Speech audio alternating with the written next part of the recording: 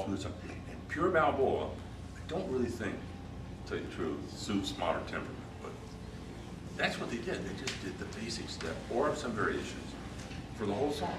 And a lot of the Balboa crowd, that's all they did. Swing, and they just did Balboa. And it was interesting to see. For yourself, just because I know you watch so many feet, like Venna told me, you know, you could always tell the difference between the swing dancers, meaning Lindy and the LA swing, as opposed to the Balboa dancers, because the swing dancers were more concerned about having light, nice, fast shoes that they could do footwork with, whereas the Balboa dancers were always wearing these big, heavy, brogue wingtips, sort of like, I guess, what Dean Raftery sort of wears. And with that said, do you find that, because I've only known a handful of actual pure Balboa dancers. I got to learn from obviously some of the good swing dancers from the 30s, but not so many of the pure Lindy dancers. And it seems like they just, like you said, were wearing these big, heavy dress shoes. I can't comment on that, because when I saw them, as far as watching them, they were wearing just loafers and stuff like that, nothing special that I can recall. And I don't recall ever talking much about shoes. The girls were talking about shoes. Except Willie had, I know he had Cuban heels on his. It was kind of short, made him a little taller. And put his position of his balance a little bit on the balls of his feet.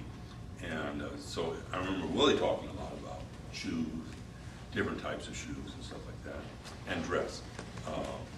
The other thing is about the Balboa dancers, at least the guys, they were really into certain things. And one of the things they were into was fast cars. Well, cars. Cars was a big deal.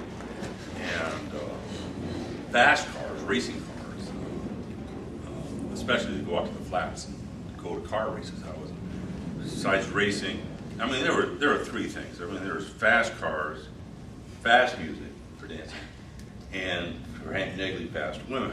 that was the three things that were on their mind. Nothing's changed. Nothing's changed. Oh, is that right? Same with Connie Waddell. Yep. Yeah, Connie was also in the race cars, and One of the great Balboa dancers was Danny Oaks, and he was a professional race car driver. He won many races, and he was a Balboa dancer. And of course, Roy Damron, who was actually a swing dancer, but his older brothers were Balboa dancers, and they lived in Alhambra. And when they went to Hollywood to go to the dances and so forth, from Alhambra cutting across, at the time, this is in the late 30s, they were building the Pasadena Freeway. And so they had all the equipment out there and all the tractors and so forth, and they would borrow their dad's car. And on the way out there, they would get their gas from those tractors. They would siphon all the gas, because they're just kids, you know. And then, of course, that article came out in Look magazine in '38, Balboa Rendezvous event. Right. And they would go to bars and they would say, "Hey, this is us. Look at us in this Look magazine. We're famous kids, you know. We put on a jitterbug contest for you if you pay us $10." And so what they would do is they proceed to do this mock contest in the bar real quickly. Each of them gets a solo basically, and then they had already been paid the $10, and then but the bar owner or whoever would hold up a blank, empty envelope, you know, trying to say that there's money, and he would hold it over each couple, and whoever clapped got this empty envelope. And then of course they went out and split the money later on, because they didn't care who won. They split the $10, and they would go from bar to bar all night long. And the jitterbugs from Look magazine, and of course at that time they learned the Balboa as well, but they didn't use it in that type of they were not Balboa dancers by any means, but it was Roy's older brothers that taught Bart how to dance, of course, who's now been a big influence on the scene today with the younger people, especially. I might mention the influence on the scene. I'll give a little quick history on the scene. John and Sylvia took Maxie Dorf's style of dancing, and it was one individual's way of dancing Balboa, of many ways. and they perfected it. They learned how to break it down and teach it in groups. Well, none of the original Balboa dancers I ever talked to learned in a class, or they didn't even know what steps were, beats. They just didn't know that. And so what happened is, for a long while there was a Maxi Dwarf style of doing Balboa, which was sort of the standard. I think it is the standard right now. And it became done all over the world, particularly starting with Cleveland, I guess, had an all Balboa weekend, which was about 6 years ago, 6, 7 years ago, something like that.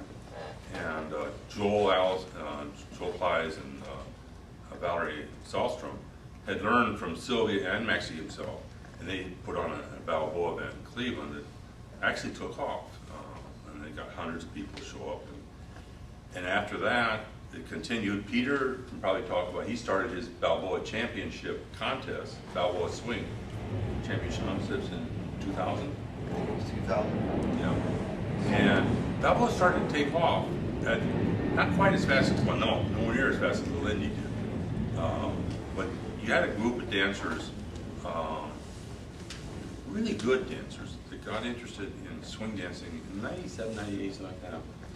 And one thing that's kind of interesting is, I think there are as many really great swing dancers, Lindy Hop and stuff like that, today, as there were back in the 30s and 40s.